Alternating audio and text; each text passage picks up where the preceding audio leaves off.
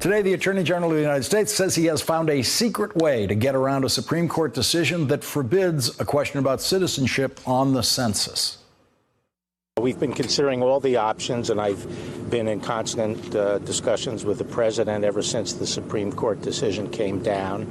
And I think over the next day or two, you'll see what approach we're taking. And I think it does provide a pathway for getting the question on the census.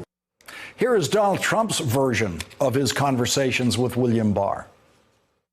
We can do an executive order. We're looking at different things, but there are other alternatives. And again, I believe our Attorney General, fantastic man, and I think he's got it very well under control.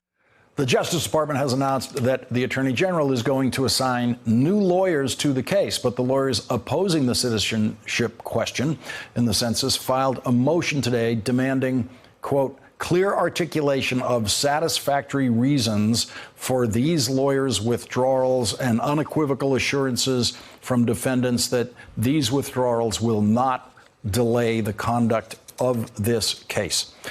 And when I heard what the Attorney General said today, I was wondering, what is Neil Katyal doing tonight at 10 p.m.? Neil Katyal, former acting Solicitor General, joins us now. He's former acting Solicitor General in the Obama administration and an MSNBC legal contributor. He represented the House Representatives in the census case. And Neil, luckily, you can join us.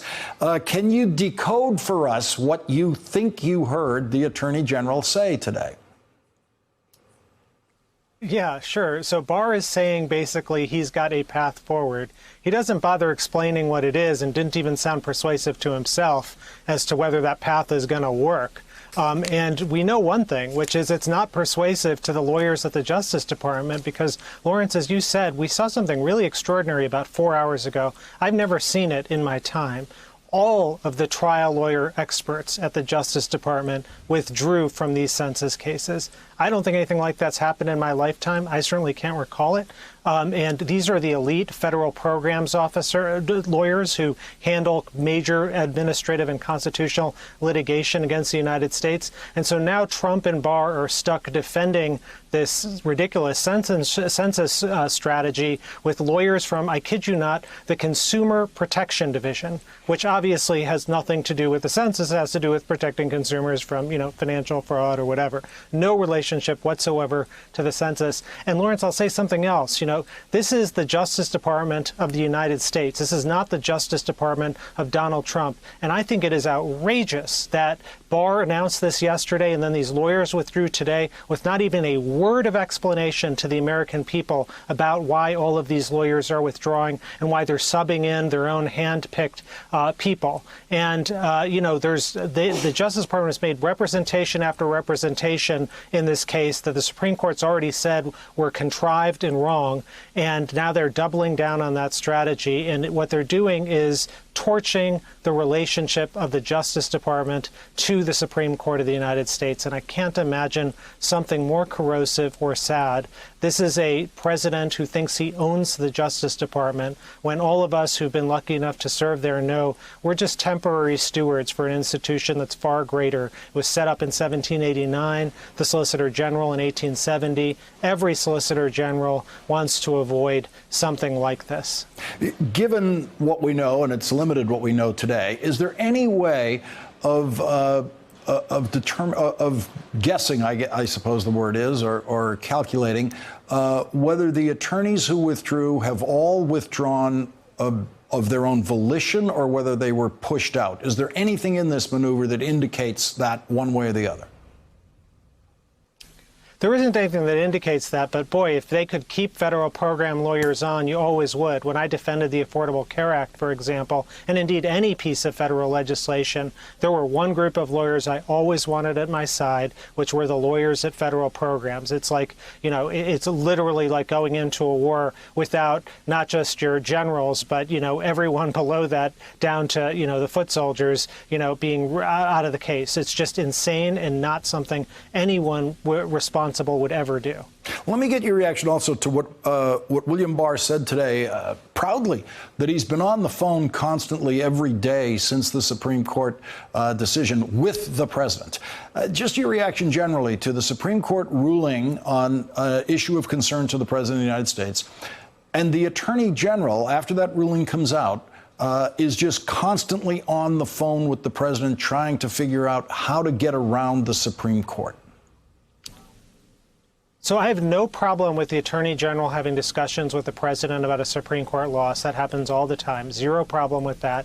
And zero problem with trying to react to a Supreme Court decision. I have two problems with this. Number one is that he didn't even bother telling his own lawyers. Remember, his own lawyers went into federal court after the Supreme Court decision and said, don't worry, we're going to print the census without this question. And their lawyers even out the next day with all these presidential tweets said, you know, we don't even know what's going on. So it's a really weird thing for Barr to say I'm in the loop, but not let his lawyers know that he was in the loop. I mean, that isn't the way to run a Justice Department or any organization. And the second thing is, the problem is, even if they come up with some gambit, some reason that they invent, the problem is they've gone into federal court, into the Supreme Court of the United States, and said, Supreme Court, you have to decide this by June 30th. That's our drop dead date. And now it's July 8th, and they're trying to do something else and add the question. It's way too late and calls into question everything this Justice Department has said, not just in this case, but frankly in all the cases. I mean, this is an administration that plays fast and loose with the facts and fast and loose with the law, and now the American public and the federal courts are seeing it. Chief Justice Roberts called President Trump's reason in the census case, quote, contrived. You don't see that in Supreme Court opinions. Well, and if it was contrived then, what they would be coming up with next would be publicly contrived. We will have, in effect, watched them publicly contrive it. Contrived squared, Lawrence, exactly. And Neil, just to underline this for the audience, the fact that they're changing the lawyers, in your view, is you're losing the A-team, the very best experienced litigators for exactly this kind of case involving government interests being decided by the Supreme Court. And they're moving down the ladder somewhere to people who've never handled matters like this. This is not an upgrade in legal experience handling this case now. Right. It's not like you're even subbing in the B team. You're subbing in the F team. And I don't mean any disrespect to those lawyers. It's just that this isn't what they do. They do consumer protection. This is like one of the more intricate questions about the census and constitutional and administrative law. It's just completely outside of their zone. And I think the most important point here is, Lawrence, is if they're going to do this, they better gosh darn tell the American people why they're doing this. Why are these lawyers all withdrawing all of a sudden? Neil Katyal, thank you very much for joining us once again on one of these nights when we really needed you, Neil. Thank you. Thanks for checking out our YouTube channel. Subscribe by clicking on the button below for more from The Last Word and the rest of MSNBC.